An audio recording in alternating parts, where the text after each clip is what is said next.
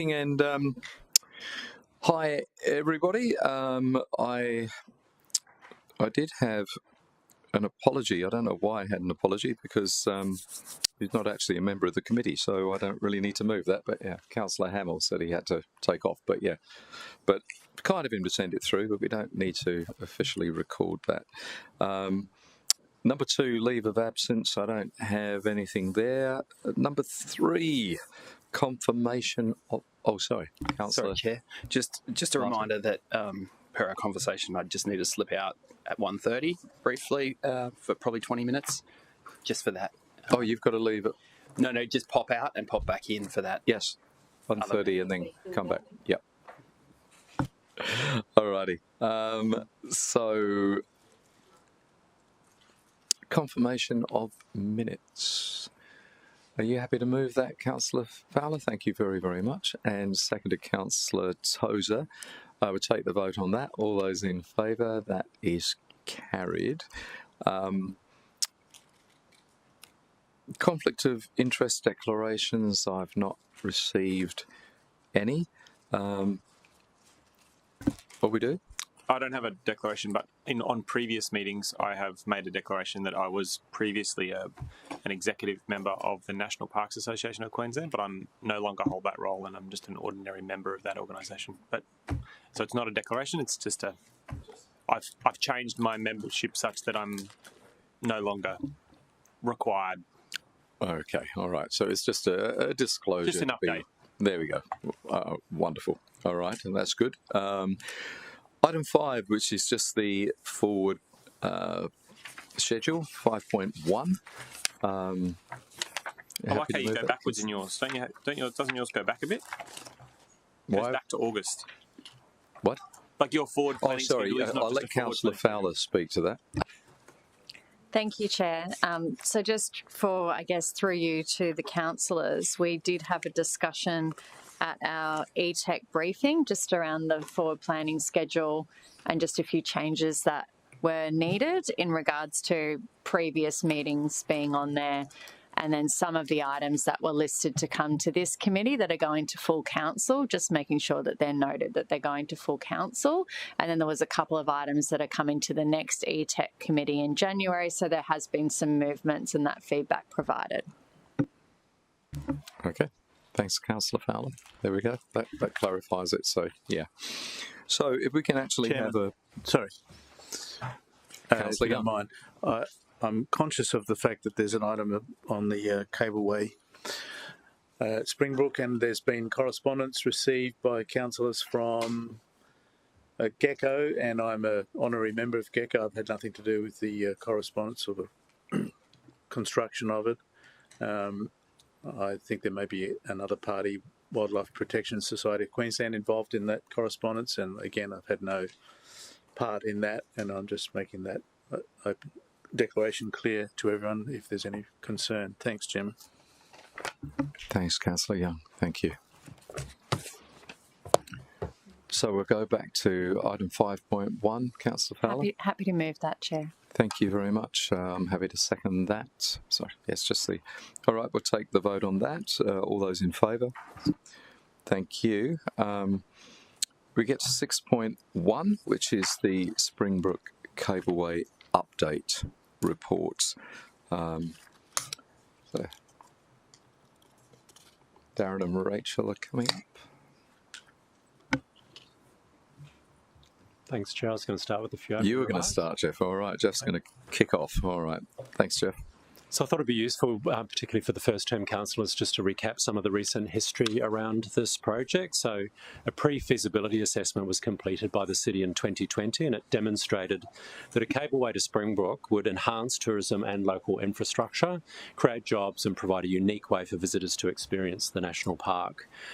Because the cableway would predominantly traverse state-owned land, the City approached the state government of the time, the Palaszczuk government, in 2022, requesting that the state government partner with the City in de-risking the project prior to running a market process to identify a preferred proponent to fund, build and operate the cableway.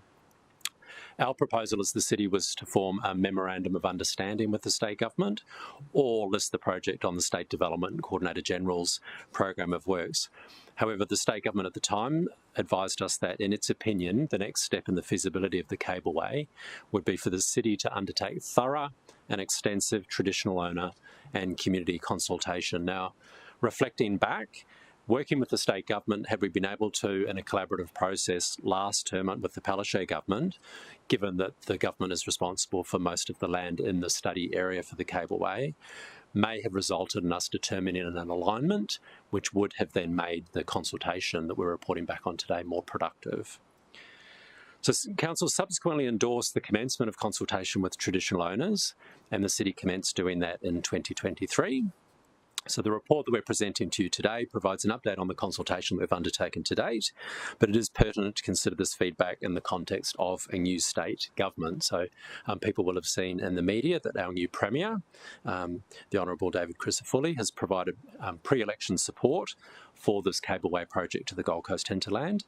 He stated that it is critical to put tourism front and centre of the economy, and that he would work closely with the city to deliver hinterland tourism projects, including a cableway. And then following the election, again, people may have seen this, in the media, the newly appointed Minister for the Environment and Tourism, the Honourable Andrew Powell, when he visited the Gold Coast, he stated that the Cableway is exactly the type of project that the new state government wants to work on with the City of Gold Coast and proponents to deliver. And he told us that is why the Premier has put the Environment and Tourism departments together. So the new state government has made a commitment to look back over the processes to date and find out what the roadblocks have been that have been holding up projects like the Cableway, and work through them so that the government can go to proponents with confidence and say, here's a project, we're ready for you to invest. The approvals are all there, and this was the subject of a media statement issued by the Premier last week, I recall, about the establishment of a Tourism Cabinet Committee, which was tasked to unblock some of these long-standing issues. So if confirmed, as the first new major tourism offering for a very long time for the Gold Coast, a cableway would significantly boost the Gold Coast and also Queensland's nature-based tourism offering and credentials.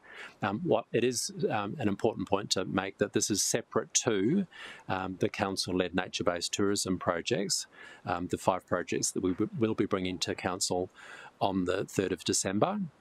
But we do feel that it complements that portfolio of projects. So you will have read in the report, and you'll hear today, that the native title applicant is not supportive of the concept at this time, and that the response from the broader First Nations community has been mixed. We received an update this morning from Jabree, the recognised cultural heritage body, that they are supportive of the project. The consultation that we did on... Councillor Gaze? Did we get it right with the most appropriate group for consultation? Is it the traditional owners of the actual land under investigation? There's been a bit of discussion recently about the various groups that council can actually call on to make sure that we do exactly as the state government recommended, which is thoroughly consult. And I just want to be sure that this report is not blurred in any way because perhaps we didn't do what the government told us and consult widely. So I don't know who can help me with that. But. I'll ask Anne to come in because she might be able to elaborate on what I'm about to say. It's a great question because it is such a difficult and complex space. So my understanding, based on working for the Queensland Government at the time, the direction was given to the City of Gold Coast to do the community consultation starting with traditional owners. Indeed, I wrote the letter. So the Queensland Government of the time, Palaszczuk Government's approach to traditional owner engagement was to engage with any and all traditional owner group that may express an interest in the project. So that is the process that we undertook. We did the consultation in 2 parts. So that was the first part. We then also looked at it from the statutory obligations that the city has. While it was somewhat premature, because we did not have a formal structured project, we nevertheless engaged with the native title applicant, and we tried to engage with the cultural heritage body, but the cultural heritage body at the time, CABLEWAY, which I just mentioned previously, now supports the project. At the time, they declined the opportunity to engage with us. So we were really in a difficult space around wanting to adhere to what the Queensland Government had asked us to do, to engage with anyone who may have an interest. And then also there are the statutory obligations, which when we have defined alignments and a proponent and a lot more detail, it would be a more productive discussion around the legal rights of those 2 groups. But I'll throw to Anne McKenzie if she'd like to offer some further comment. This one. Thank you, and through the chair. So just in response to Councillor Gates' question, so there are 2 statutory Aboriginal parties within the project study area. So we have the current registered native title claimant, the Dangambalan people, and we also have the previously registered native title claimant being the Gold Coast Native Title Group. CABLEWAY represent, they're the duly authorised representative for the Gold Coast Native Title Group, but they are the 2 Aboriginal parties identified on the statutory culture heritage database, which we use as our point of truth for determining a traditional owner for a given area for cultural heritage purposes. Just a question about that specifically. Is that all right? Yep. So CABLEWAY are appointed by the Gold Coast Native Title Group, who don't currently have any native title claim current. Is that correct? Through the chair, yes, that's correct, Councillor Tozer. They had a native title claim, so they're considered a previously registered native title claimant. They had their native title claim determined, and it was a negative determination. But because of the provisions of the Aboriginal Culture Heritage Act, they do still retain culture heritage rights and interests as the previously registered claimant, but only for those areas that were subject to their claim. Right. So we can and should, in fact, we're legislatively obliged to engage with them as a previously registered claimant, but having gone through the native title claim process, their claim was actually denied.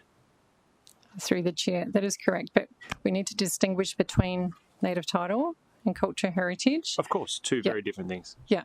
So when we're talking about the cultural values of a given area, we engage with the Aboriginal party. Got it.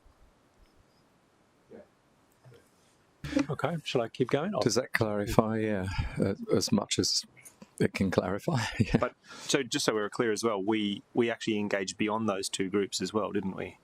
Yeah, we did. Maybe before we move on, we could just capture maybe a list of some of the other groups and entities that we engage with beyond those 2 that we've just interrogated. I think sorry, Councillor Gates. What I'm hoping is just to simply understand, do we have more work to do in that space? And if the answer is yes, that satisfies my question. Thank you. Yes, it is. We do. Yeah, have more work to do. Yeah. Okay, so just going back to the consultation, like I said, we did not have a defined alignment to discuss with the groups that we engaged with. The consultation was based on an area that had been identified in the pre-feasibility assessment as being more likely to accommodate a well-conceived cableway proposition. So it would be approximately 10 kilometres long, the journey, showcasing a variety of experiences and connecting to more experiences once up on the plateau, boosting local businesses and ideally creating long-term and sustainable economic benefits for traditional owners. As I'm sure everyone will understand, a cableway through National Park and World Heritage Area is a complex proposition, but not an impossible one, as demonstrated by the Skyrail Rainforest Cableway in Cairns, which also operates within the World Heritage listed wet tropics area. So there is a long way to go with environmental approvals and 10-year solutions, but we do feel that there are commitments from the new state government that mean the city can now be more confident in taking the next step in de-risking this project. And the next steps are largely in 3 areas.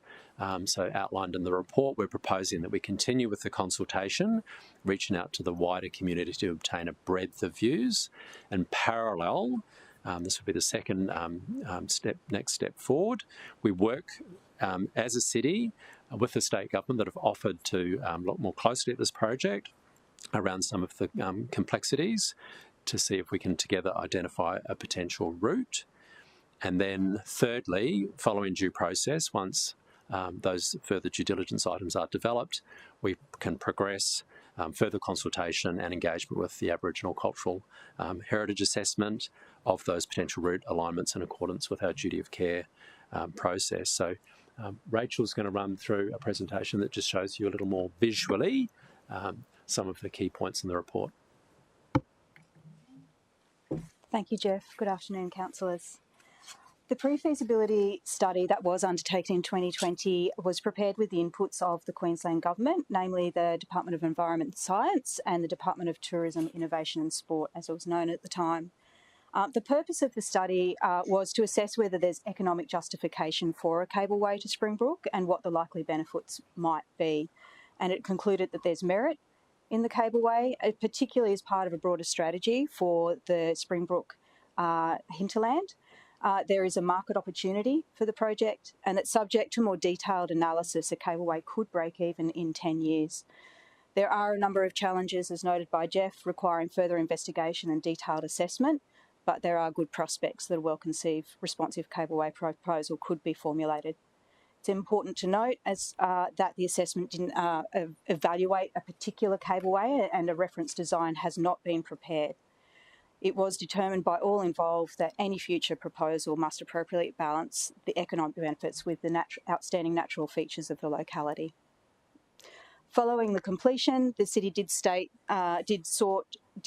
to work with state government and start the de-risking, but as noted by Jeff, the advice was to undertake thorough and extensive community and traditional owner consultation. Generally, cableway projects are about 7 years in the making. They do take quite some time to work through the approvals processes, and we're very early in this process. And we must note that there's been no further investigations or work done on the idea of a cableway since that pre-feasibility assessment was completed in 2020.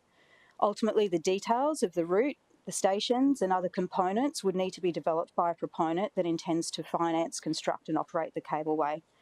However, to clarify the expectations and approvals processes, it is proposed again that the state and local government work together to progress a certain level of de-risking and business case development before seeking market interest, as you can see here in phase 1.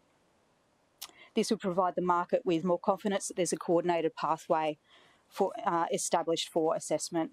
And in phase 2, the preferred proponent will be responsible for the full business case, undertaking further consultation, seeking approvals and resolving tenure arrangements, as well as undertaking the design, construction and operation. The pre-feasibility assessment found that this area shaded in this diagram has the potential to accommodate the cableway, as noted, of approximately 10 kilometres in length. The focus area does contain parts of the Springbrook World Heritage Reserve, and as confirmed by state and local government GIS mapping, has remnant forests and significant species. Detailed on-site investigations would be required to understand constraints within the focus area. However, it is somewhat less constrained than further up the valley, which is towards the border in the south of this diagram, and therefore may have more potential to accommodate the cableway. This focus area was adopted for the consultation with traditional owners and the First Nations community groups. The statutory, as noted earlier, the statutory Aboriginal Cultural Heritage Database identifies the parties with rights and interests within the project area as Danganbal 5 Rivers people, being the current registered native title claimant, and the Gold Coast Native Title Group being the previous registered native title claimant. Both parties have been kept informed of project activities since 2020, and both were invited to participate in the informal engagement that's been undertaken recently. As noted, the Gold Coast Native Title Group declined to participate in the consultation, and there were 2 consultation sessions held with Danganbal. During the time between those 2 sessions, there was a change in the applicant members.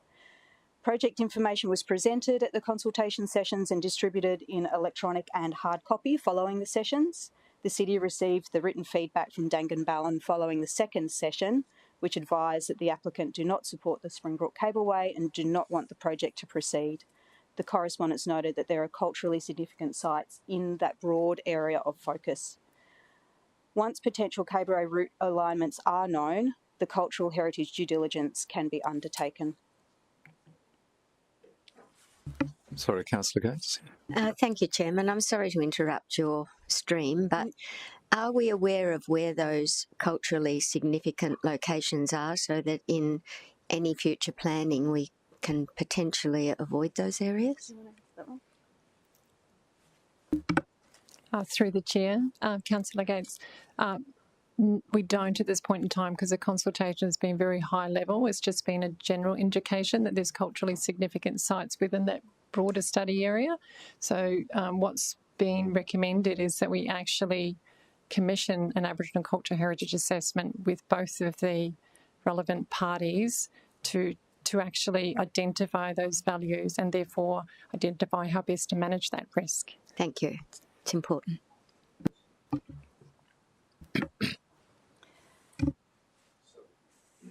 Continue. The project has also undertaken consultation with First Nations community organisations that do not hold rights and interest in the subject area to understand the general First Nations community sentiment. The same project information was presented and provided to the First Nations community organisations, and they were encouraged to share the information with their networks. The feedback was invited via an online portal with 3 response options of yes, no and maybe to the idea of the feasibility of a cableway being progressed. And there were also open text responses invited as well for general commentary. Overall, the response was mixed of yes, no and maybe, with the ultimate decision hinging on concerns being adequately addressed through the process. Some common themes that emerged from those open text responses included concerns about environmental and cultural impacts and visitor capacity, the potential for sharing traditional stories and offering conservation education and raising cultural awareness as an integral component of the project. Transparency, the active involvement of First Nations peoples and a partnership-based approach was underscored as critical factors in securing support. And a commitment to prioritising the cultural, environmental and economic interests of the First Nations community in any development plans was essential. Issues, ideas and opportunities that were raised during the consultation have been captured in meeting minutes and free text responses that were received through the online portal. However, the consultation was undertaken with the commitment that comments would be kept confidential. In summary, the update report notes that the consultation with traditional owners has commenced, that the Dangan Ballon people do not support the project, but there was a mixed response from the First Nations community. As mentioned earlier, it suggested that council officers work closely with their state counterparts to develop potential cableway alignments, and that once these options have been developed, that the City completes the cultural heritage due diligence, including Aboriginal cultural heritage assessment of potential alignments in accordance with the duty of care process, including consultation with the relevant Aboriginal parties. In parallel, it's proposed that a community consultation strategy is developed and brought back to Council for consideration. And that concludes the presentation for today.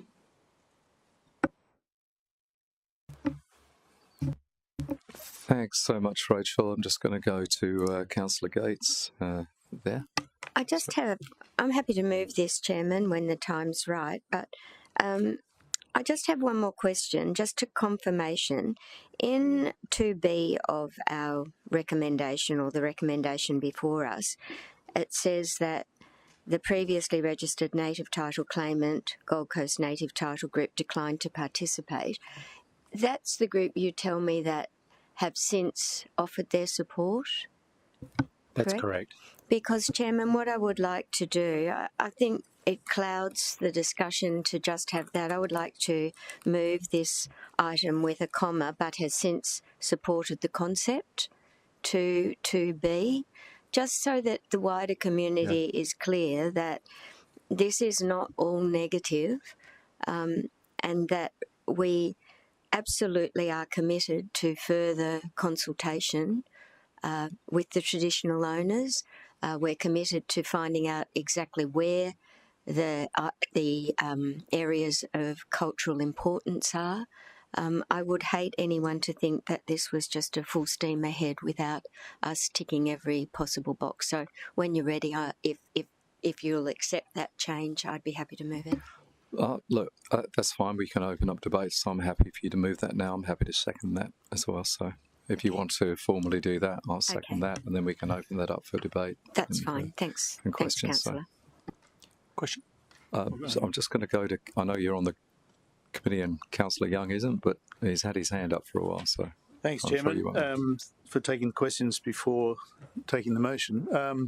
I just wondered, and referring back to the original statements of Mr McAllister, I wonder if it's clear what information was relied upon by the Premier and the Minister and the relevant Minister prior to them offering their absolute their opinion of absolute support for this project. For example, did they rely upon a study of the EIS prepared for the Nature Link Limited proposal by Woodward Clyde, or did they just have a chat with someone over a beer? Thanks, Councillor, for the question. I can't answer that. You'd need to ask them directly. So obviously they've got awareness of the project, but in terms of briefings for the incoming government that departments might have provided in Brisbane, I don't know. Thank you. So you mentioned the similarity between this project and the one in Kuranda. I just wondered, what are the similarities and differences between the World Heritage Area in Kuranda and the World Heritage Area in Springbrook? For example, is the Kuranda Forest deemed of concern by the International Union of Conservation for Nature? Thanks for that question. I would need to either take that on notice or see if one of the team's able to answer that. Is any of the team able to answer that? Right, so we'll follow up with our environment colleagues on that and come back to you. Thank you. Thirdly, how many millions have we spent progressing this supposed saviour of our economy? So Council approved $500,000 from the tourism funding that Council collects and invests in strategic initiatives like this, as well as experienced Gold Coast marketing. How much of the $500,000 we have spent so far? It looks like Darren is poised to respond. Through the chair, we've in the 2020 pre-feasibility, that was $150,000. That's it? And council officer time. Thank you. And lastly, thanks, Chairman, was the Kuranda cable car driven by commercial interests, or did the local government seek to utilise ratepayer funds to progress its own agenda? I think we'd need to take that one on notice as well, because it's going back to the 1990s and it's in quite a different part of the state. So we can look into that and come back to you. Councillor Tozer. My question is actually just relating to the relationship between the entity that wrote to you. You said their name was Jabri Limited, and the Gold Coast Native Title Group, which is the previously registered claimant. Could you just explain the difference between, you know, the letterhead that you received and the Gold Coast Native Title Group, which I think is the name of the group that is there? Well, who's Jabri and how do they interrelate? I might, just because Jabri have asked that this is shared with the Mayor and councillors, so I'll read out what they've written and then I'll throw to Anne to answer the rest of the question. So, Jabri Limited, as the Aboriginal cultural heritage body for the Gold Coast and swaths of the hinterland, supports the Cableway. Jabri would appreciate the opportunity to work with Council to ensure compliance and with input on the social, cultural and historical values of the project site. Would be greatly appreciated if you could inform the Mayor and councillors that, setting aside Council's false start on the project, Jabri is and always has been supportive of the project. And so when is that dated? I came in this morning. Right. So this is from Jabri. Yes. Yeah. So this morning they sent that, and how many times did we contact them before? In order to, because they said they were non-responsive or they didn't want to participate. Rachel, are you able to answer that one? I probably don't have the number in my head, Councillor, but it was several times during 2023-24. Yes. And were they actually non-responsive, or did they write to us saying they didn't want to participate? I'd have to take on notice, return correspondence. It was a combination. I think some of my questions kind of getting at. Sorry, I think Anne might actually have. Sorry. Through the chair, and just in response to your question, Councillor Tozer, they did respond, and in their response they declined to participate on the basis that there was broad consultation with entities that didn't have rights and interests. Right, so they were they took an ideological view that because we were talking to other entities that they disputed should be consulted, they didn't wish to participate. Correct. And if I can just as an extension of that too, so the project actually took a very broad approach to consultation following the state government guidelines for land use planning, which advocates for a broad consultation process. But what we need to distinguish here is between those that have rights and interests and those that have a general interest. Okay, so the previously registered native title claimant who had their claim denied have initially written to us saying that they didn't want to participate because we were talking to other Aboriginal cultural heritage groups. They disputed on those grounds, and now they've written to us on the day of our committee saying no, actually we are supportive. Is that am I reading the tea leaves correctly? That's correct. Okay, right. After the newspaper articles come out, I'm getting it now. I think I understand a bit more fully, and it probably speaks a little bit to Councillor Gates' comment earlier about, which groups are the right groups and how are they engaging with one another. I had some other questions. Sorry, Councillor Tozer, you do or don't have other? You do have other questions. Yeah, my other question was: we've talked about a community consultation strategy. It feels like this project has been consulted on fairly comprehensively with the information we currently have. It's in the newspaper a lot. There's a lot of talk about it. We talk about this project a lot compared to other comparable projects. When we talk about a community consultation strategy, what are we just consulting about what we have now, or is there any narrowing of the area? Has a proponent expressed interest in writing to us at this time? That's a good question. Let's start with that. Has any proponent of any type expressed any interest in any sort of cableway project anywhere on the Gold Coast in the last 24 months? So we haven't run a market process yet, so it's hard to say formally whether there is market interest there, but we understand that there is. To the other part of your question around community consultation, so yes, it's been ventilated significantly through the media, but that's not meeting council standards of consultation with the community. So as we did with the traditional owner representative groups, what we'd want to do is a proper formal consultation, and to point around how much detail we'd be able to share, as the report suggests and recommends in the recommendations. We'd like to progress in tandem, so work with the state government, take up their offer to look at some of those blockages. So as we develop this framework for the community consultation, it may be in 3 to 6 months' time that we're able to share a lot more information with the community based on the state government support that has been offered. Okay, I've got 2 follow-up questions then. The first is, when you earlier said we think there is interest, or we think there is a proponent, because my question was, has a proponent contacted us? And you said we think we have, and I would love a more direct answer. Has anyone written to us about this project without identifying them? Has anyone written to us proposing to deliver a cableway? I'll check with the team, but I'm not aware of anybody explicitly expressing interest in being the proponent for this project in the last 24 months. Through the chair, that's 100% correct, Jeff. We haven't done any market sounding, or the city hasn't been proactive in seeking a market response. Part of the reason is, as we said in the presentation, is this is all about de-risking the project as much as possible to take something to market to ensure there would be somewhat certainty in a market process. Right. A question through you, Mr. Chair, to maybe Madam Acting Mayor. Have you met with anyone about the cableway in your role as Acting Mayor? No. Great. Awesome. Okay. The other thing you said was blockages. When we talk about de-risking the project for blockages, could you describe the blockages that you're talking about? I'll throw to the team to outline them, but obviously there's complexity around the tenure and then the approval. So as we've talked about, it's state land subject to native title claim. It is mainly state government land, so it's not land within our control, but we do feel now that we're getting indications of state government support. Then for the approvals, obviously with World Heritage Area, there'd be EPBC considerations. These all need to be mapped. Rachel might want to comment further, or Darren?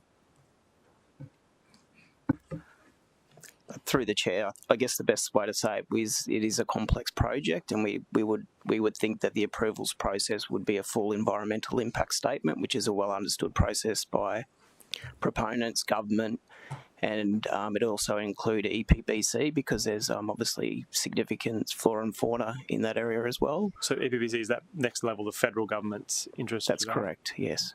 So it's but again, it is a well understood process, by proponents. It is complex, and there would be lots of issues to deal with. Right. My last question for now is just this. You've just identified that most of the blockages are at a federal and a state level, really.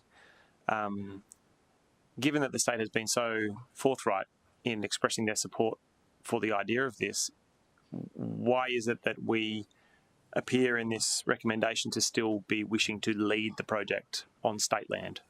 What is the benefit of that? Why are we doing that now that the state government is very bullish? If I understand the question correctly, you're asking why the state government wouldn't be leading the project? Why wouldn't the state government lead it from this point now that they've expressed such strong support for it? Well, I'd say to that, obviously the state government's only been in office a matter of weeks. We've shared the preliminary information that we have developed on this project. They'll need some time to consider that, but that may be something that we seek from the state, as we did in 2022, that this is a project that is taken forward jointly by the city and the state. Okay. Yeah, that's all my questions for now.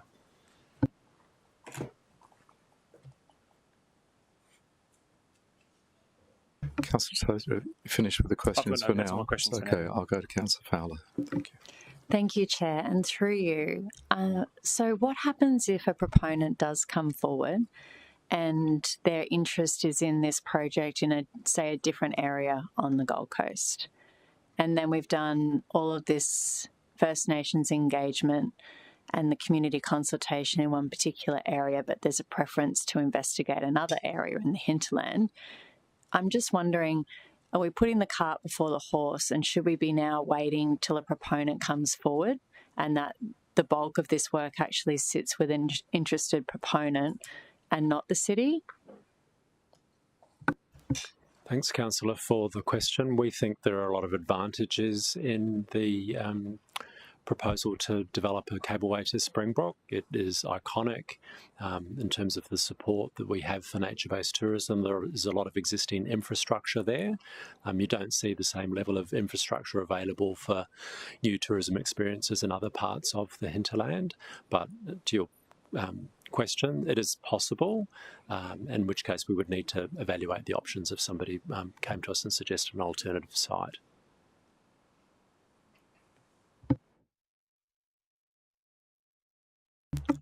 Okay, are there any more questions? Okay, I'll just go to Councillor Gates. Thank you, Chairman.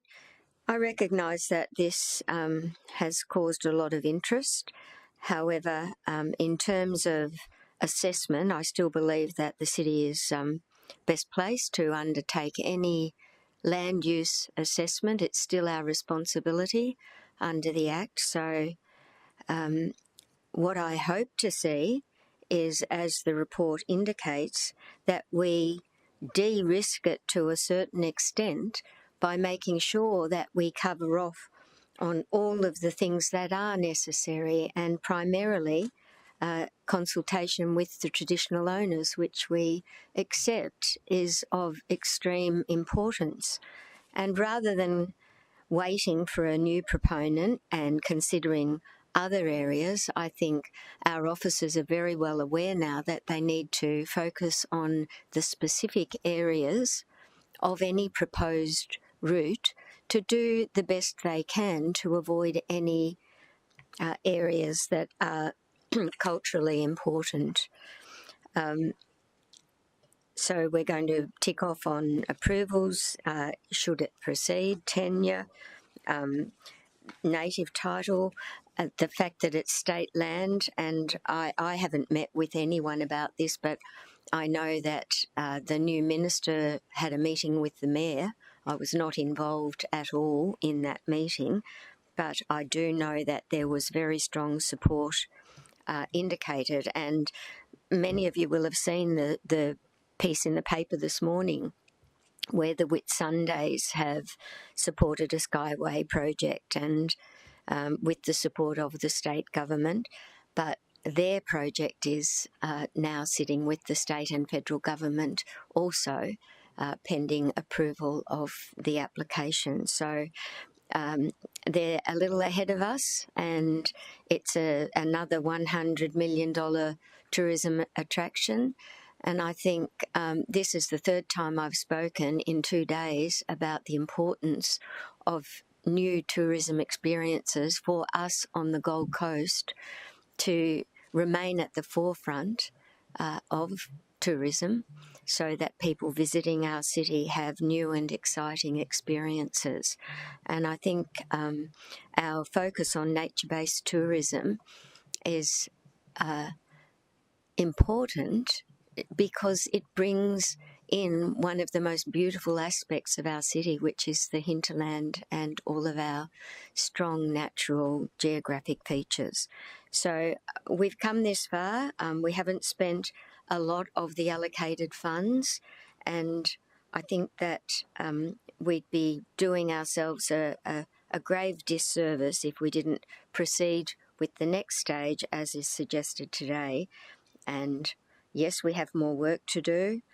We have to be sure of the cultural, historic and environmental issues that we will be confronted with, but it would be great to have a shovel-ready project, and when we go to expressions of interest, there'll be a jolly good indication of the level of commercial interest in a project of this type. I was opening. Yeah, who seconded it? I didn't see who seconded it. Councillor Lacastra. Oh, cool. Thank you. Great. Awesome. Sorry. I didn't see who seconded it. Sorry. I'm keen to speak against if you're... I'm fine. Yeah. Yes. Councillor Lacastra, I can't support this motion, and the reason I can't support the motion is not because I don't think a cableway could be a great project for the city. Maybe it could. I actually think the market should lead the process from this point. I think we have engaged in good faith with the community, and in fact we've followed the previous state government's advice to take some First Nations feedback quite properly in line with the legislative obligations to consult. I think in going through that process, we've uncovered what I think is a probably acrimonious relationship between different First Nations groups who provide us feedback, and that's on the basis that, you know, one of them initially declined to engage in the process at all because of the other people we were talking to, and it appears that at the 11th hour they've, you know, realised that the other party have provided a position and they've taken the alternative position. And I think that is fraught with difficulty when we're trying to accurately ascertain what First Nations groups think about this project. But it's actually a lot more than First Nations groups here. I think the idea that the state and federal processes, and when I say that I mean the state government land that this is primarily located on, and the EPBC referral process that is inevitable in this process, for council to go through those processes at no cost to a market proponent, which is implied in Councillor Gates' opening remarks, I think imposes on the ratepayer an absolutely unnecessary cost that should be borne by the proponent. They should go through that process. The ratepayer should not be responsible for the cost of that de-risking. We should help if we have an idea, and I feel like we've identified a subject area. We have engaged with the community, in particular the First Nations community. We have, raised the profile of this project such that really by now there should be a proponent. And that leads me to the final reason why I think we shouldn't go ahead with this. I think what we should do is flush out a proponent. And I think a proponent exists. And I think the proponent exists is because people both in the administration of this organisation and in the political arm have indicated to me that a proponent exists. Now, that proponent hasn't chosen to come meet with me, and it's quite possible that has not occurred because the proponent isn't interested in a cableway project in my division. That might be interested in a cableway project in another division. And I think we are now at a point in time where we really need to let the market do its job. There are people out there who want to deliver a project like this. The state is clearly quite positive about the concept, and for us to deploy more funds into more consultation about a project that is fraught with so much division and is appearing to, in fact, accentuate or amplify division between First Nations groups, I think is problematic and is not any further. It's not really in good faith now as a council. We shouldn't be going down that track. Really, I feel very uncomfortable about us,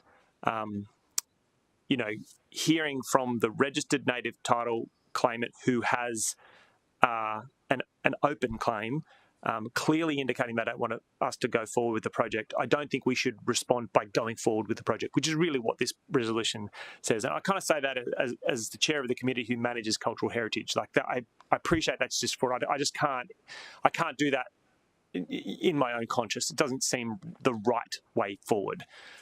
To me, the right way forward is for us to note 1 and 2, and then that 3 might be that we write to the state government seeking their leadership of this project from this point in time and providing support via the community consultation that we've already undertaken and the preliminary feasibility report that we've already undertaken as resources for their advocacy for the project. That would be, I think, a much easier way to see this forward with a more... that would probably obtain greater support from a broader cross-section of councillors. Definitely, it would include me, but this can't. I can't see this being the right way forward. I say all that in the context, I'm really appreciative of Rachel and Darren's work on this project. They've been working on this for a while. I think almost the whole 12 years that I've been in council, officers like you guys have been working on a project like this. It's been on the radar for a very long time, and if you read the newspapers, it's been going on for multiple decades now. Frankly, I don't think it's got up because it's not ever going to get up. I actually think your time and energy and resource is better deployed into deliverable and sustainable and diverse projects, of which there are so many in our city that we could help with. This one is actually a waste of our time and resources until a proponent chooses to stand up and be counted. Okay. All right. Okay, I'm going to speak for the motion here.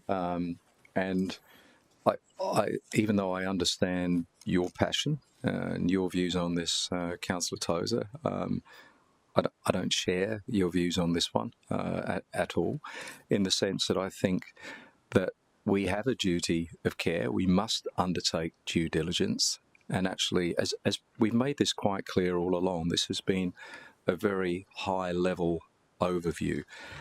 No proponent is going to come forward until we have more information at hand. We need to continue the consultation. In fact, before I go further, I'm just going to ask a question, because something you said just raised a question in my head.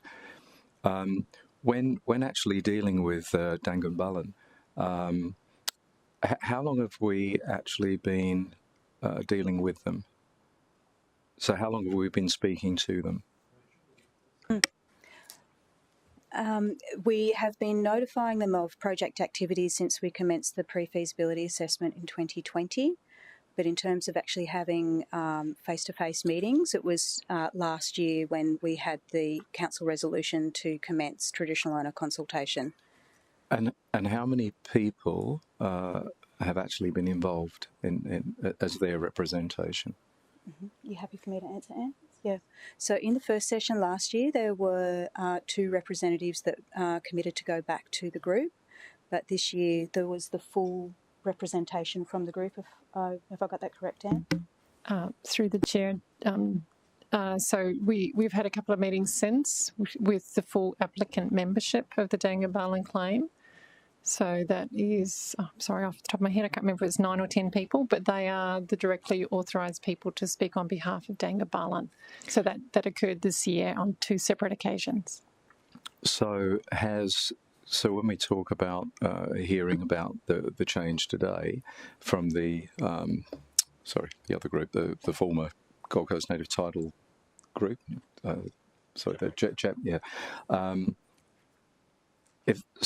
Given that stance has changed, has there ever been any change of stance on from Dangan at all, or has it always been from the very beginning? Because it sounds like you've been dealing with different people throughout. So has it always been the case that they've been opposed, or have they been before? Did they indicate that they might be open to it, or I just wonder, because it seems that things shift and things change quite a bit in this space. I might just start by saying that so we've got a formal response through the Queensland South Native Title Service group, so on behalf of the Native Title applicant group, Dangan, but we do understand, including through media, that there are a range of views within the group. Yeah. Okay, thank you. So through the chair, just to add to that, so when we are engaging with an Aboriginal party, it's really important we're engaging with people that have the rights to speak on behalf of that applicant membership. So that really only commenced this year on those 2 separate meeting occasions. So there may well be people within the broader community that may have a view, but they don't have the authority to speak on behalf of Dangan, if I can put it that way. But okay, thank you. No, but I understand. That comes back to my point about having that wider conversation. We haven't had the wider conversation. We haven't consulted with the wider community. In the end, I always look at these things. We talk about native title, we talk about First Nations, but I always go back to the words of the song, "We are one and we are many, and from all the lands on earth we come." And in the end, we are one and we are many, and we need to seek the views of the broader community. We're all Australians here, we're all Gold Coasters here, and we need to get a feel and an understanding of what the view is. But more than anything, we need to be looking at the potential route as such, because no proponent is going to come forward unless we can actually make it clear that we can actually accommodate this, we can actually make this happen in such a way that is going to be acceptable from an environmental point of view, from a native title point of view. Then we can continue to have those discussions as to whether that support with the First Nations people is there. But we owe it to the community, we certainly owe it to the industry, the tourism industry, to actually go out there and get the views and see if this is something that is supported more widely. We are desperate, as Councillor Gates mentioned, to be in a situation where we can offer new attractions. And we've been saying this for a long time, and this council has focused for so long. We keep spouting on about nature-based tourism. We need to do more in this space. We've got this wonderful hinterland. All we ever do is talk about the beaches. What about the green behind the gold? We talk about it, but we never do anything with it. We've taken a very active stance. As a council, we've agreed that we need to be looking at other offerings, and we need to be looking at offerings in that nature-based state. That's just empty rhetoric if we don't actually look at this further and do our due diligence and say, well, yeah, we think it can be delivered, or no, we don't think it can be delivered. It doesn't stack up. We've looked at this more closely. We've looked at the alignments. We've spoken to the wider community, and there isn't support there, or we can't make it work. We need to know for sure whether we can, and then we can go forward. This is very embryonic, as we said. This is likely to take, what did you say, Rachel? Potentially up to 7 years. So I think we owe that to the people of this city, and we certainly owe it to those in that within the tourism industry, because we are losing market share, because what we have to offer, if we don't have our other offerings, we are going to lose more market share, because people are going to say, well, great, we'll go somewhere else. Maybe they'll go to, where do you say this was, Councillor Gates, the Whit Sundays today? I didn't. Oh, yeah, it's the Whit Sundays Skyway. Yeah, okay. A project such as this has been proven to work well, and also in conjunction with First Nations people in Cairns as well, where they've come along on the journey. I don't think we should be throwing the baby out with the bathwater. We're not agreeing to anything. We're not saying we're building a cableway. We're saying, let's have a look and see if this is something that's feasible. Let's see if there is wider support for this, and let's see if this is worth pursuing. And I think it would be an abrogation of our responsibility as a council if we didn't go down that track and look at this thoroughly. So that's why I'm supporting it. So. Councillor Young. Thank you, Chairman. As noted, I'm not a member of the committee, but you can still speak. Take this opportunity too. I'd just like to start by acknowledging the traditional custodians of the beautiful place that we are lucky enough to call home. And I recognise that within that body of people, there are different families and clans, and there are different interests and different viewpoints, and that's natural. And I think we have to be very careful about accommodating and listening to all of those different points of view, rather than relying upon self-claimed representatives or whatever. You've mentioned that we owe the tourism industry this, and I beg to differ. I think what we do owe is our community to manage our city properly and manage their funds properly. And I was obviously wrong alluding to the fact that we might have spent millions of dollars on this cable car project. It was the cruise ship terminal that we spent millions and millions and millions of ratepayers' money on, because it was going to be the... I don't think we did, Councillor. It was at least 10.5 million. Millions is a bit of... 10.5 million is quite a few millions in my books, and that was meant to be the saviour of our economy as well, and look where that's got us.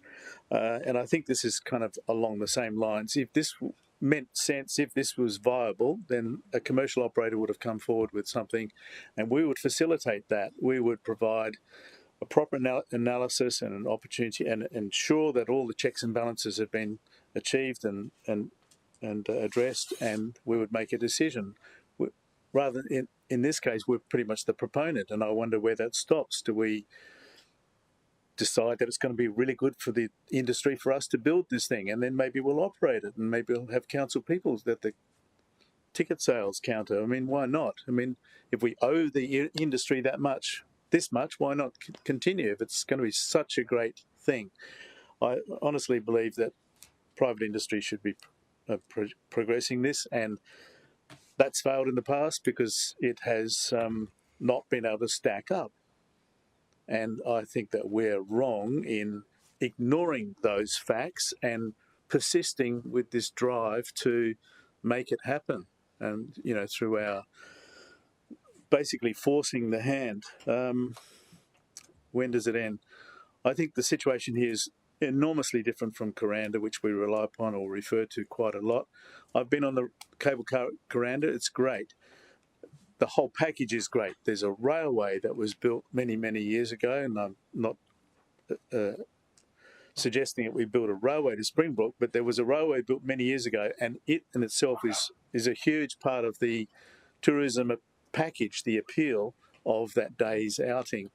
You take the train up, And then there's a town which has got all sorts of facilities and shops and blah, blah, blah, much more than we've got at Springbrook. I mean, to my mind, Tamborine's probably a better candidate for that sort of landing pad in the sense of accommodating the needs of visiting tourists. I mean, Springbrook doesn't even have sewage as far as I know. So Coranda's got all of those things on offer, and then you take the cable car back to the coast, and it's a very different forest. It's not vulnerable like our forest. It's not fragile, and it doesn't have all of the vulnerabilities that this one does, and that really concerns me because it's World Heritage and they are obviously rare, and our responsibility has been and should be to protect those areas and to do that in balance with the pressing demands of very dynamic population growth and providing the right conditions and environment for our businesses to prosper and to invest and not to do the investing ourselves. Thank you. But yeah, I was actually going to answer a couple of those things, but yeah, I'll go to Councillor Taylor. Yeah. Thank you. Look, my view is we've talking a lot about ecotourism and supporting it moving forward, and the city as we've grown has gone from just theme parks to ecotourism is what we're talking about. We're not just a theme park city anymore. We've come a long way since when I grew up in the 70s. I think we all respect the First Nations, and it's important that we understand the First Nations thoughts and feeling towards a project like this, and I think that's what we're trying to do at this point, to ensure that if we do get an opportunity like this, that we've respected the First Nations. We need to ensure that our community is also understanding, does our community actually want the cable car? When we say the community, we mean everyone needs to have a say in this space as well. So there's many groups out there that will have a different say in this point.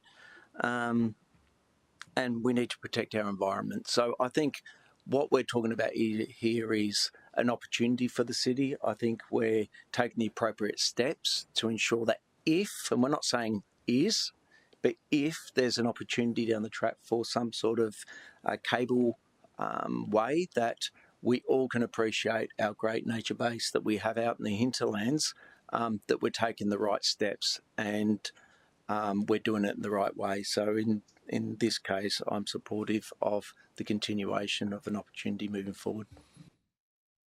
Thank you, Councillor Taylor. Councillor Fowler. Thank you, Chair, and I won't be supporting the motion today. A lot of it's already been said, but I guess my key main areas is that, firstly, we have a native title applicant who has not shown support at this stage, which to me says it all. Secondly, I don't believe that the consultation that we're proposing is going to get us to a point from a First Nations or an environmental position that the project can proceed. So my view is that the proponent would need to do the body of environmental work that will be required to proceed to an approval process anyway. And thirdly, if we do find an interested proponent, my concern is that we are limiting this consultation to Springbrook, and a proponent may have a different view on a different location based on First Nations community or environmental concerns. So even though I do think a cableway will be a great asset to our tourism and nature-based tourism in the future, I think based on what's been put forward today, and for those reasons, I won't be supporting. Okay, anyone else want to speak for or against the motion? Ask one question. Sure. About the bit in red, Chairman, I just want to make sure that that's accurate. Mr McAllister can perhaps help. I wasn't sure if the letter from Jabri said that they actually support the project, or if they said they support being involved in the discussion. Concept, I beg your pardon. I'll just reread it for you. Thanks, Chairman. Follow up. He's just going to read it. Sorry? I think Jeff was just going to say he's going to read it again. Is that right? I was just going to read it because I think Councillor Young wanted to make sure that the text read was representative before you want to read it again. This yeah, sure. note. So Jabri Limited, as the Aboriginal cultural heritage body for the Gold Coast and swaths of the hinterland, supports the Cableway. Jabri would appreciate the opportunity to work with Council to ensure compliance and with input on the social, cultural and historical values of the project site. It would be greatly appreciated if you could inform the Mayor and Councillors that, setting aside Council's false start on the project, Jabri is and has always been supportive of the project. Can I ask a So question? not supporting the concept, supporting project, even though we don't know what it is. That's what, yeah. So can I ask a question just about that specific thing? So earlier, Anne indicated that the Dangan Group involved a number of engagements, 1 or 2 or 3 engagements, and on certain occasions there was up to 9 or 10 people. How many people in total have we engaged with at Jabri?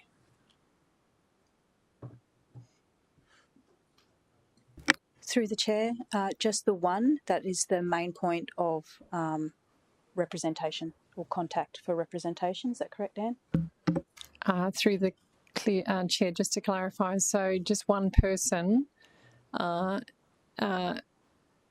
from Jabri Limited, but bearing in mind that Jabri Limited is just the duly authorised representative for the Gold Coast Native Title Group, which is a different group of people.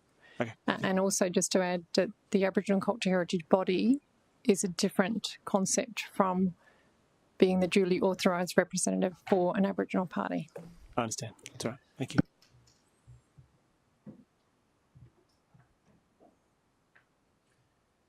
Sorry. Oh, Councillor Martin. Question? Yeah. I suppose I'm really struggling with the 2 different Indigenous first owners groups around that first line, around 2A, that they do not support. And I just want to see clarity. And is that on the basis that they were not supportive of the project, or that the other previous native title claimant was involved? Because I don't think that gets, I don't really quite understand. No, that's the opposite. Yeah. So this B is the group that has recently provided information and has previously criticised our engagement with any other group other than them. And A is the group that has engaged since 2022 and has 9 or 10 people on a board that have come and met with us at least 2 times. Mm-hmm. And can I just ask, and on broad brush, on what basis do they not support 2A? So it was a very short communication, and I said it came from their representative, so Queensland South Native Title Services. Just a matter of fact statement of position that they don't support it. Can I foreshadow an alternative recommendation? Because you have a motion on the floor, but can I foreshadow? Sure, you can foreshadow. Yeah. Is that okay? So the motion is 1 stays the same, 2 stays the same, omit 3, 4 and 5 and replace with a new 3. So just a foreshadowed motion. 3 will say that Council take no further action on this project until a proponent expresses interest in writing.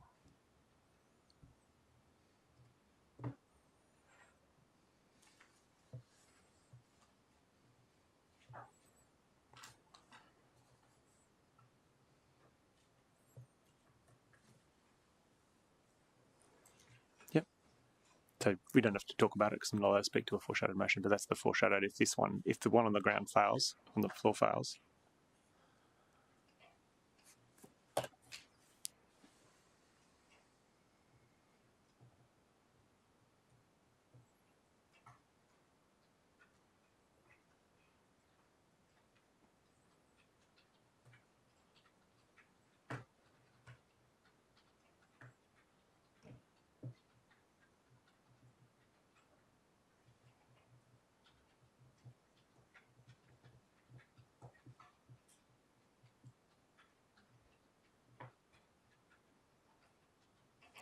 Can I change that to a project component, proponent?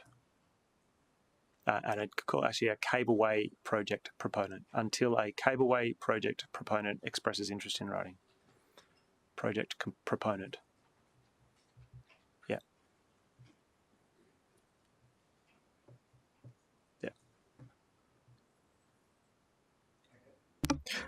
Okay, that's foreshadowed. I'm going to go back to Councillor Gates to close.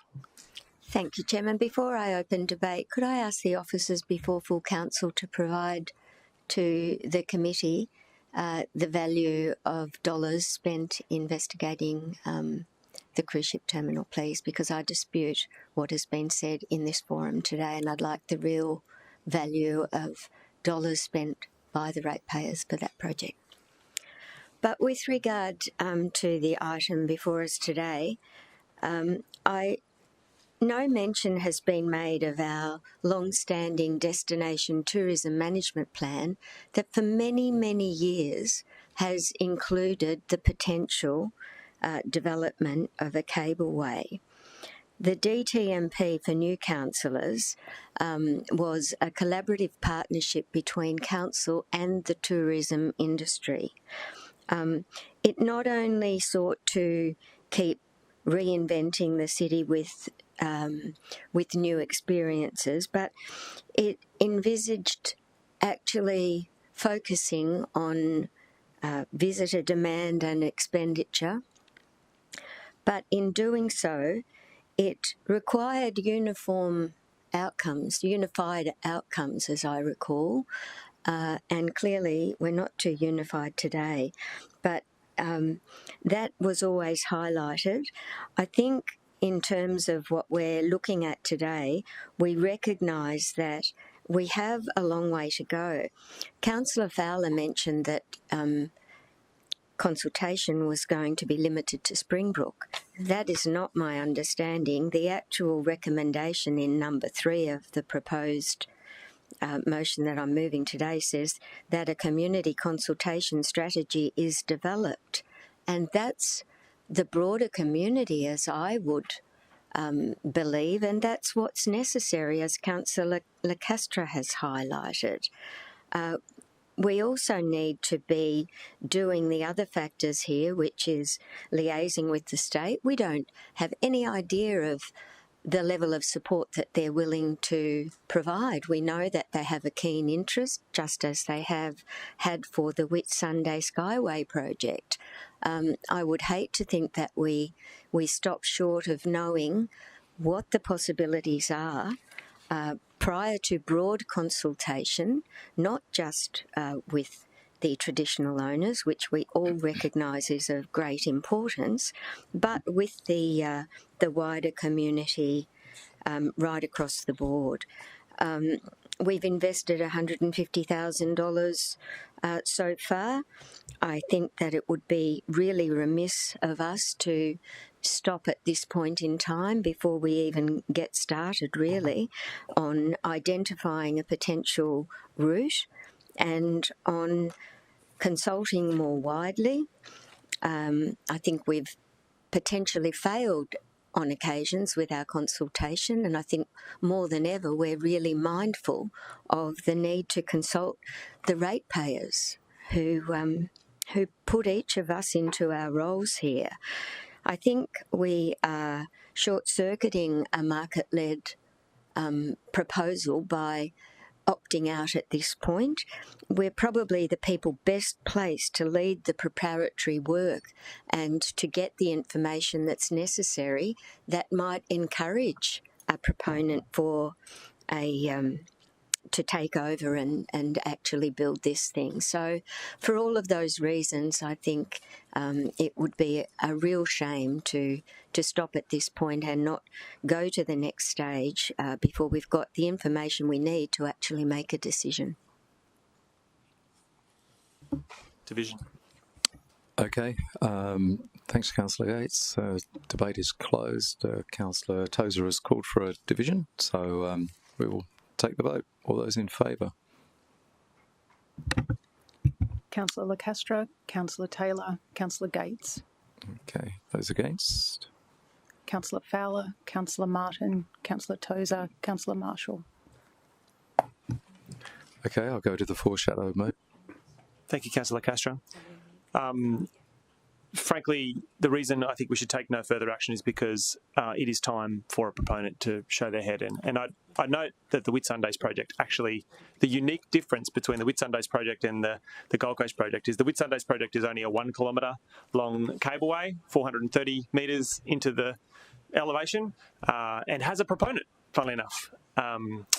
Mrs. Hackett is great and is experienced in adventure tourism, and it's wonderful that the Whitsundays have identified a proponent and now submitted a proposal to the state government, which has been supported to the tune of $5 million. That's a really great outcome. Frankly, we need to be at that space. If we are serious about this project, we need to be in a position to be able to attract a proponent, and at the moment, that is what we need. We need someone who is talking about doing this project, and at the moment, our de-risking exercise is frankly futile if we don't know where the cableway is, we don't know how long it is, we don't know what land it's going to use, we don't know what's going to happen at the top and the bottom. Until a proponent comes forward with a proposal that can actually show us what we're planning, what they're planning, we can't help them de-risk the project. I hope at Council this foreshadowed motion is supported, and I'm confident that the committee's got the numbers to get it up today. I'll speak against, if I may. Please, yeah. Because all of the things Councillor Tozer has just highlighted would have become available if we moved to the next step. And we're not going to have that opportunity because of the motion before us. So I would urge councillors who have not been here for a very long time to rethink their position on this, because I can't help but think that there's a misunderstanding of all of the background to the potential, and it's so much more than just native title, which we all respect, and it's been said many, many times today that it's at the forefront of our minds. But there's so much more at stake with this, and I don't know if this foreshadowed motion was not successful. I don't quite know where that leaves us, but let's see what happens. Yeah, I think if that was the case, then we'd have to just go back to full council for a, because we wouldn't actually have a motion that we could put forward. I've only ever seen that happen once or twice in all my years here, so but that's all we can do with it. So, all right, Councillor Young. Thank you again, Chairman and councillors. Good on you, Councillor Tozer. If I could vote today, I'd certainly support this, and hopefully you'll get the support that it deserves. Ultimately, if the state government thinks this is such a great thing, then let them try it. If the private sector thinks this is such a great thing, then let them bring it forward, and let us be the assessors of that, fully, openly, unbiased and uninvolved, because what we're doing is completely, as an alternative, is to be involved and prejudice and bias the outcome. It's pretty clear to me that there's been millions of dollars spent on cruise ship terminals, and I'm very anxious about not spending millions on this project any more than we have to this point in time. I think that's what we owe our ratepayers, and that's it. That's it for me. Thanks. Look, at the risk of repeating myself, and I think a few of us are starting to repeat ourselves a bit now, but clearly I won't be supporting this motion. We are best placed to undertake the due diligence. It is our responsibility to undertake that due diligence. I would not be wanting to put that in the hands of some prospective proponents to be doing that, and then we're checking the checkers, because we'd have to do that anyway. No one cares about this city more than we do. We're elected by our communities to make sure that we are good custodians of our city, and to make sure that all the checks and balances are in place. We're all here because we love our city, we care about our city, and as I say, no one is going to undertake that due diligence like we are, and I certainly would not want that falling into anyone else's hands.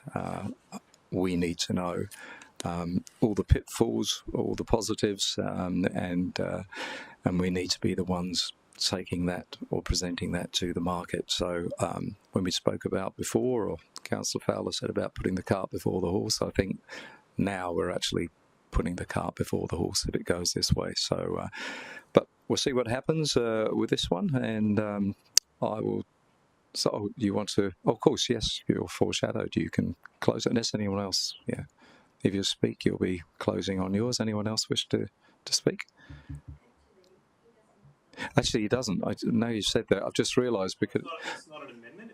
It's a No, hang on. No, he does. Yeah, it's a new motion. No, he does. It's not your motion. It's my motion. Yeah, it is. I'm sorry. Yeah, it is. My motion Yeah. lost. That's right. Sorry.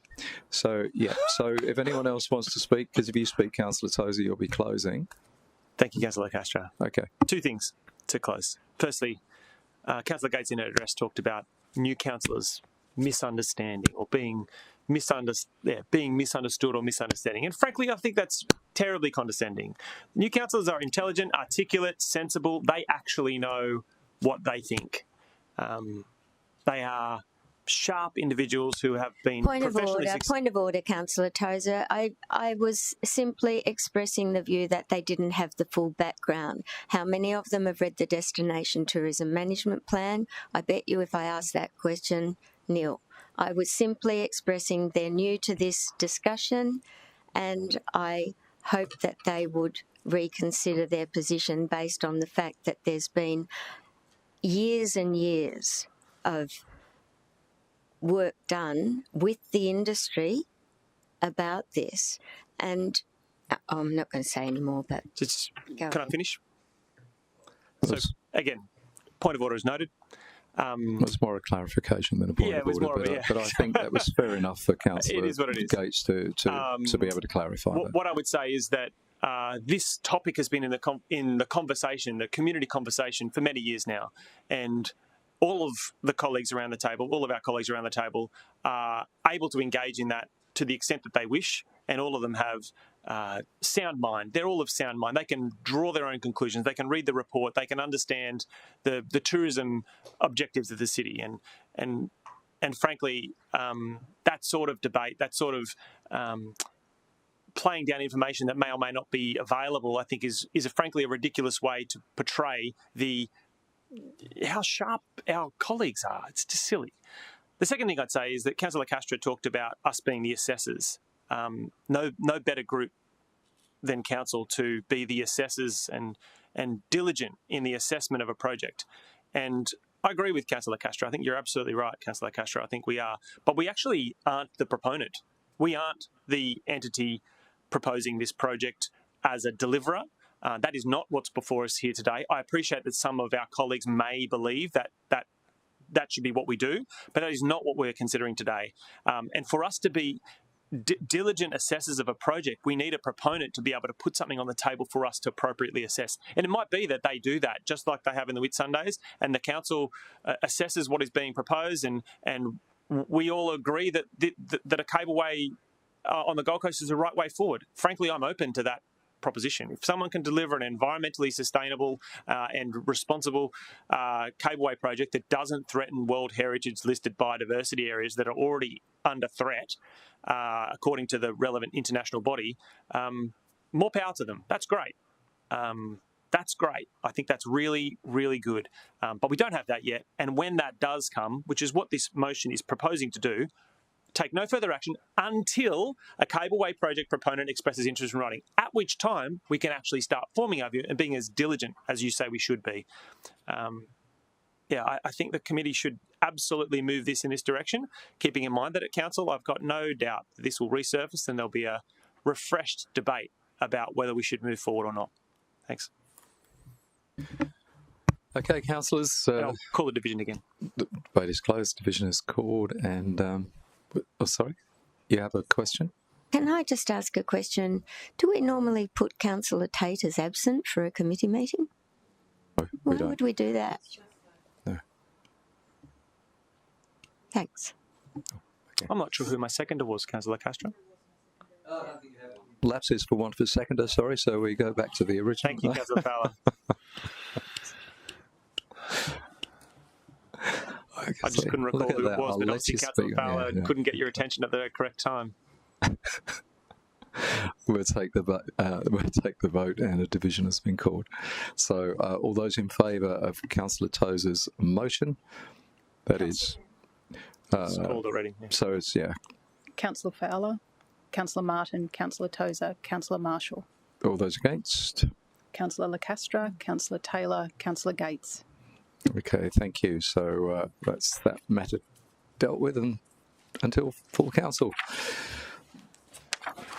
All right, we'll move on to, actually, what we're going to do, we did actually have another start item, which was 7.2, which I missed. So 7.2, infrastructure for Australia's fastest growing city, is a starred item. Did anyone want to unstar that item? Yes. You want to unstar that item? 7.2. Councillor Martin? Thanks, Chair. Yep. You would like to. Okay, so we won't deal with that one now. Okay, so what we'll do now is we will go to...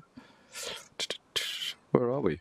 Closed. Okay, we've got Experience Gold Coast quarterly performance review, and then the infrastructure for Australia's fastest growing city.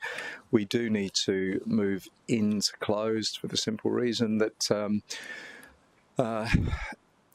well, the first one, certainly because it's negotiations relating to a commercial matter involving the local government, for which a public discussion would likely prejudice the interests of the local government. And for the second one, well, actually, it's exactly the same thing as well as it's exactly the same thing. So we can actually have a mover to go into close. Councillor Tozer, thank you. Secondly, Councillor Marshall. We'll take the vote. All those in favour? That is carried.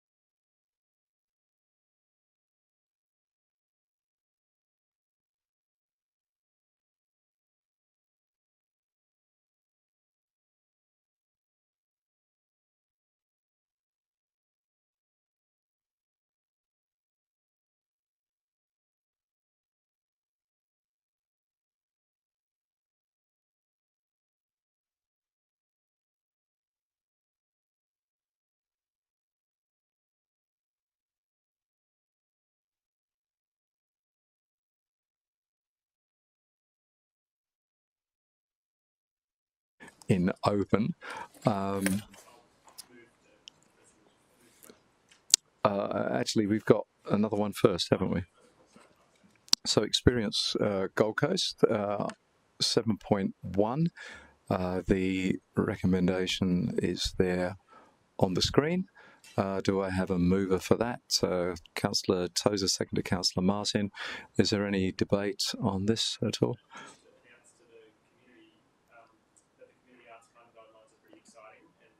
Are economic drivers of the arts in this city, and the 3 themes that I can't talk about because they're on grey papers are going to be released soon, and the arts sector on the Gold Coast should take note and be ready. It's pretty exciting. Wow. Okay. Everyone's on the edge of their seat now. They're just waiting for that. Yeah, they should be. You're in the arts, Councillor Coaster. I'm sure you're very excited. So, anyone want to speak against? I'd be very surprised if there was. No, there isn't. Okay. Have you opened and closed at the same time? That was it. You have. All right.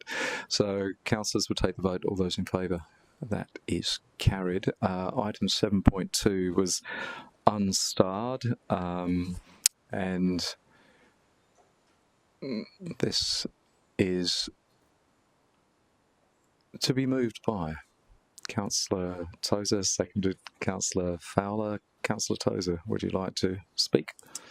In a previous incarnation of this list, I voted against it, and I voted against it on the basis that I thought the Gold Coast Convention Centre should be on the list as an expansion, to be expanded. I think in long-term conversations with the team that run that centre and are advocates for that centre,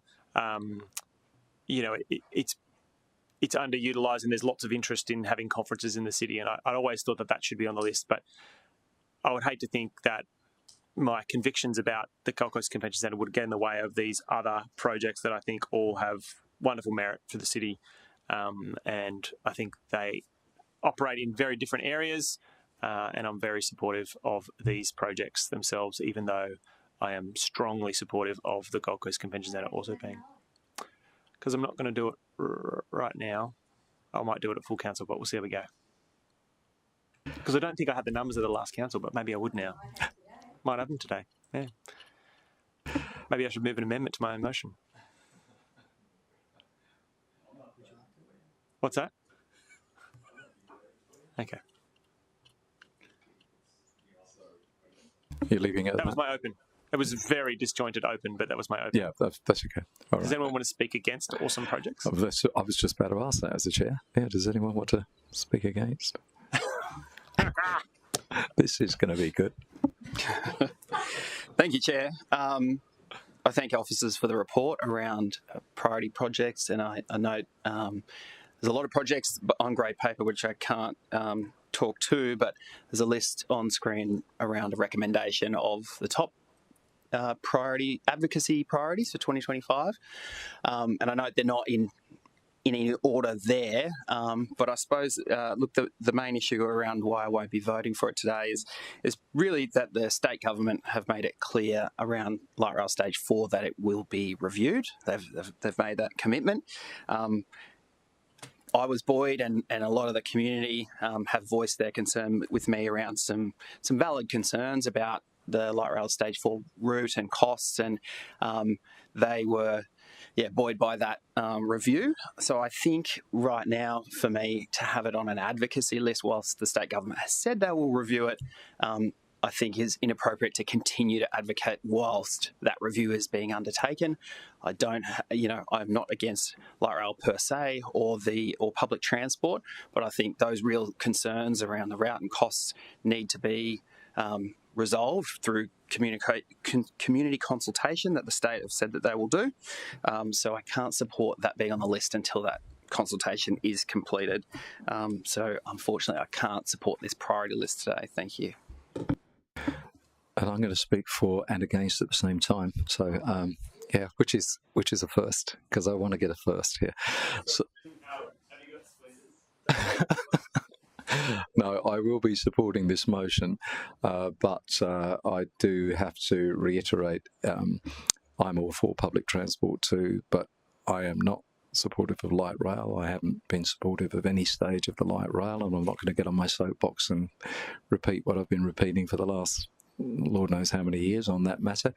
But regardless of that, there are a lot of projects, in fact every other project on there, which, and I've used the analogy before today, not going to throw the baby out with the bathwater, and just based on my views on light rail, I think it would be very wrong of me not to support this, given the importance and the benefits that these, certainly the other 7, will be delivering for the city. So I will be supporting it, and yeah, but just want to reiterate, still don't mind light rail.